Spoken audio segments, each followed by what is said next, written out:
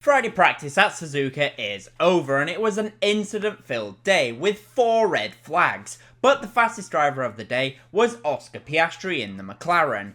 But what did we learn from practice? Well, in today's video I'm going to be doing a data analysis from practice. If you enjoyed the video then please hit the like button and subscribe for more F1 content. Now, let's get into the video. As usual, I'll be talking about the top teams later on, so please do stick around for that. Yep, Friday practice is over, and we saw the first rookie taking part in a practice session as Jack Doohan had to step over for Ryo Hirakawa in the Alpine, and well, this might have not really helped Jack Doohan going into FP2, as he tried to keep the DRS open going through turn 1, and he lost the rear end, smashing into the wall heavily at high speed, bringing out the first of several red flags. Jack thought he could keep it open after doing it in the simulator, but as ever, the simulator does not translate into on-track. And, well, Jack learned that the hard way. Unfortunately for him, I'm pretty sure this is not going to be doing him too many favours within the Alpine team, given his seat is already at risk.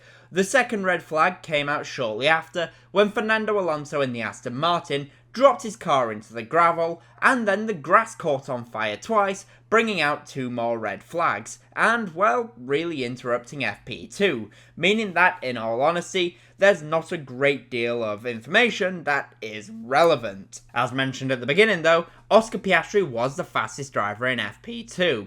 Let's now compare his lap time to Lando Norris from FP1, so we can see the difference between the 2 sessions. And when you look at these 2 lap times, in all honesty, there is nowhere near the same amount of lap time difference as we would usually see, which does make sense given how interrupted the second session was. But when you look at these 2 lap times, you can see how the grip has come towards the drivers, as Oscar Piastri is quite a bit faster through the S-bends, and Oscar Piastri actually carries 11 km/h more speed compared to Lando Norris from FP1, showing that he had a lot more grip in the second session. But actually through the initial part, Norris was faster than Piastri.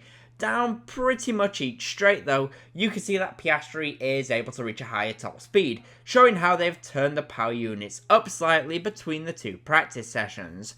Overall, I anticipate that there's going to be a lot more time to come between now and qualifying. That being said, Oscar Piastri's FP2 lap time was actually faster than Max Verstappen's pole position lap time from last year, even though FP2 was so interrupted. So we've seen how the times have changed, but let's now take a look at the top speeds that the teams are able to reach. And what can we see here? Well, what we can see is that for the most part, the teams were pretty much all reaching the same top speed. That is apart from Alpine, who reached 335 km/h down the straight, with Pierre Gasly, not, of course, Jack Doohan, who was trying to, keep DRS open. Other than that though, the majority were reaching around 331 km/h. The slowest car in a straight line for the second week running was Mclaren, who only reached 329 km/h along with the Williams team, showing that they probably have a little bit more wing and drag compared to their rivals. It will be interesting to see how these top speeds change going into qualifying, and if any team will actually increase the downforce that they are running, especially given that there is a good chance that the start of the Grand Prix will be wet. I just want to say, if you are enjoying the video so far, then I would really appreciate it if you hit the like button and subscribe for more F1 content. Now though, let's get back to the video and let's talk about the Racing Bulls team. For Racing Bulls then, it is a change of driver lineup, as Liam Lawson is stepping into the team after being demoted from Red Bull, and honestly, so far it looks like that was the right call for him, as in FP2, Liam Lawson was the 5th fastest driver, which, let's be honest, is far higher than he was ever going to finish any session driving the Red Bull.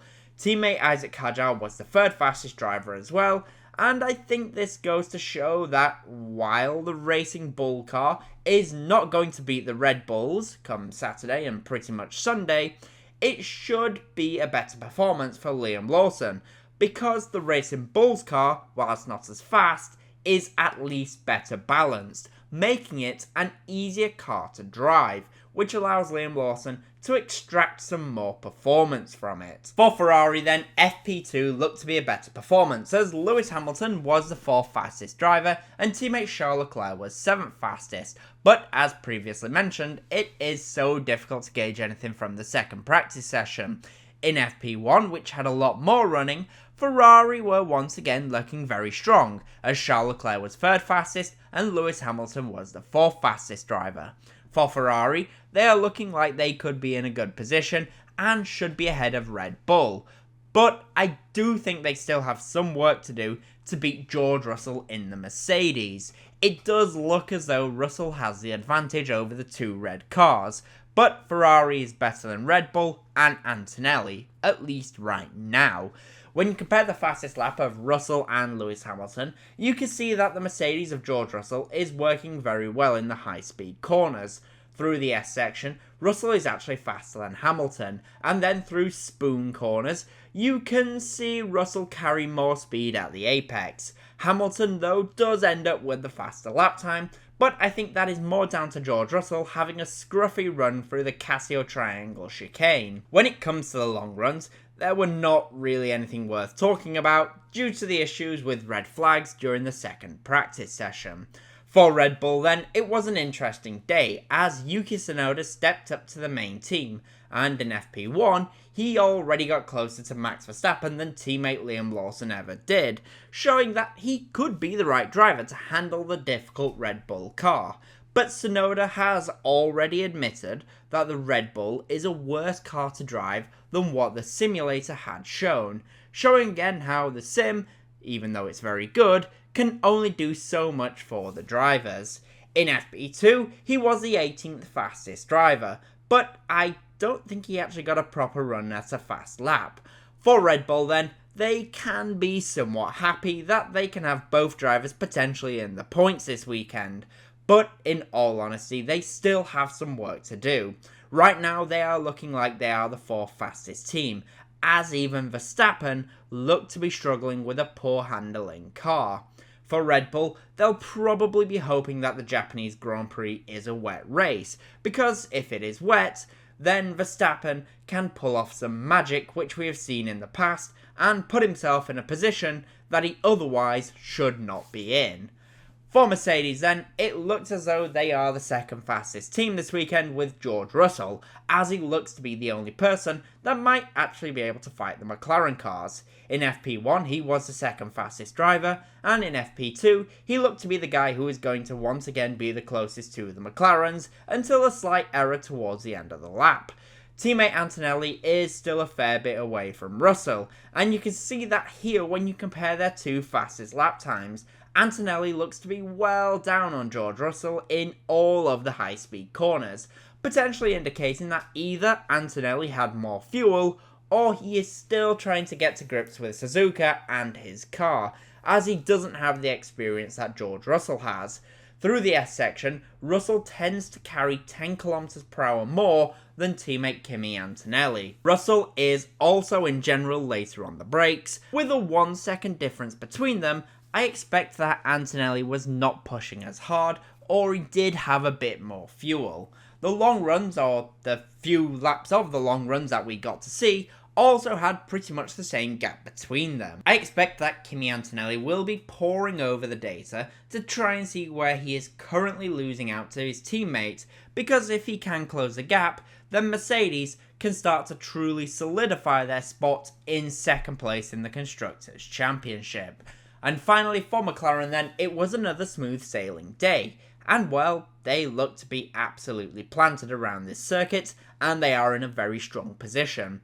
Piastri was the fastest driver in FP2, and when you compare his lap to George Russell, you can really see where McLaren is strong. Russell actually matches Piastri through the high-speed S-bends, but through spoon curve, Piastri is just faster than Russell, showing that the McLaren is doing a great job at keeping the tyres alive, because this is a punishing corner that comes towards the end of the lap. Then through the final chicane, Piastri was much faster than George Russell.